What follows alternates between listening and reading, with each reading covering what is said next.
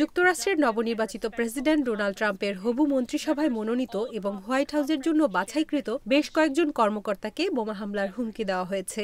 Double million offer Walton fridge কিনে পেতে পারেন 20 লক্ষ টাকা, রয়েছে কোটি কোটি টাকার নিশ্চিত উপহার। এক বিবৃতিতে মার্কিন তদন্ত সংস্থা FBI বিষয়টি নিশ্চিত করেছে বলে জানিয়েছে বিবিসি। স্থানীয় সময় মঙ্গলবার রাতে এবং বুধবার সকালে এসব হুমকি দেওয়া হয়। বিষয়টিকে গুরুত্ব সহকারে নিয়ে পুলিশ তদন্ত চালাচ্ছে বলে জানিয়েছে FBI।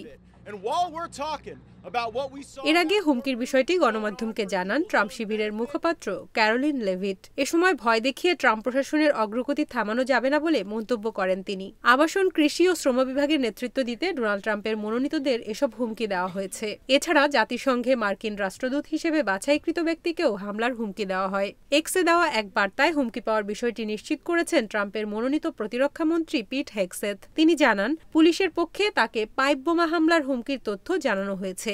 বোমা হামলার হুমকির বিষয়ে প্রেসিডেন্ট জো বাইডেনকে জানানো হয়েছে বলে জানিয়েছে হোয়াইট হাউস।